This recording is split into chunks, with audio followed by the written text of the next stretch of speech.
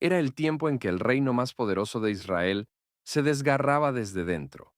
cuando tras la muerte de Salomón, las 12 tribus se dividieron, y los hermanos que antes oraban juntos se convirtieron en enemigos. El oro del templo fue saqueado, los altares profanados, y el orgullo reemplazó la unidad que David había levantado con sangre,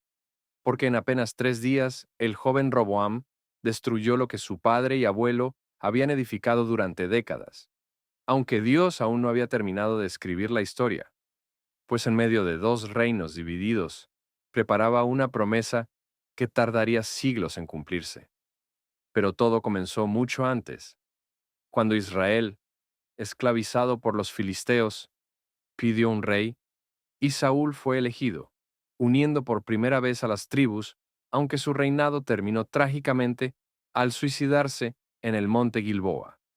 preludio de David, el pastor que derrotó a Goliat y conquistó Jerusalén,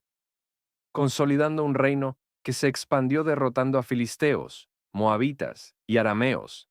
dejando la estructura de gobierno que Salomón convertiría en un imperio gracias al comercio, a su inteligencia y a la debilidad de Egipto y Mesopotamia, acumulando 23 toneladas de oro al año, controlando rutas como la Vía Maris, comerciando con Tiro hasta Tarsis y Ofir, y usando esa riqueza para erigir palacios, fortalezas y sobre todo el templo de Jerusalén, cubierto de oro y lleno de la gloria de Dios. Aunque el mismo sistema que sostenía su grandeza sembró su ruina, impuestos abusivos, trabajos forzados y privilegios para Judá, que encendieron el resentimiento de las tribus del norte. Peor aún, su corazón se apartó de Dios al casarse con extranjeras y levantar altares paganos, provocando la ira divina, pues el rey más sabio se creyó por encima de la ley de Dios, cayendo en idolatría y terminando sus días arrepentido, escribiendo en Eclesiastés: vanidad de vanidades, todo es vanidad. En ese contexto surgió Jeroboam, un trabajador del norte que recibió de parte del profeta Ahías la promesa de 10 tribus. Huyó a Egipto al ser perseguido por Salomón y regresó tras su muerte, cuando Roboam heredó el trono. El pueblo pidió alivio de impuestos. Los ancianos aconsejaron moderación, pero los jóvenes lo incitaron a ser duro, y él respondió con amenazas de látigos y escorpiones,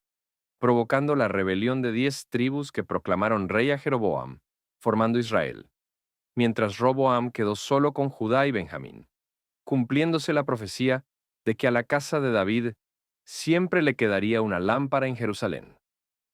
Jeroboam, por temor a que su pueblo peregrinara al templo, levantó becerros de oro en Betel, y Dan nombró sacerdotes falsos, y desvió la fe de todo el norte, cometiendo el pecado de Jeroboam, que repetirían todos sus sucesores. El caos fue inmediato. Asesinatos, usurpaciones, reinados efímeros y dinastías corruptas como la de Omri y su hijo Acab, que junto a Jezabel promovieron el culto a Baal con cientos de falsos profetas, hasta que Dios levantó a Elías, quien en el monte Carmelo desafió a 450 profetas de Baal y probó al mundo quién era el verdadero Dios al invocar fuego del cielo, usando 12 piedras para recordar que aunque los hombres dividieran, Dios seguía viendo un solo pueblo. Sin embargo, Jezabel lo persiguió y Elías, abatido, huyó hasta que Dios lo consoló, revelándole que aún había 7,000 fieles, mostrando que la esperanza no dependía de un profeta, sino de la fidelidad divina. Pero el sur también cayó en pecado.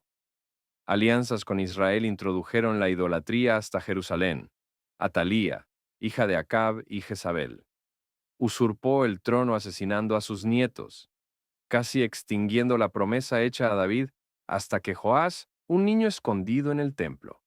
fue coronado y la línea mesiánica se preservó por poco. Con el tiempo, profetas como Jeremías y Ezequiel anunciaron un nuevo pacto escrito en los corazones y la reunificación de las tribus bajo un futuro rey descendiente de David, el Mesías. Siglos después, apareció Jesús de Nazaret,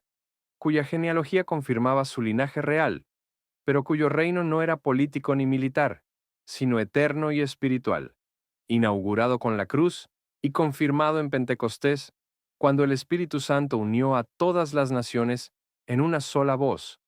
rompiendo las barreras que dividían a judíos y gentiles, proclamando que ya no hay esclavo ni libre, hombre ni mujer, sino que todos son uno en Cristo. Así, la esperanza ya no era un templo de oro, ni un reino terrenal,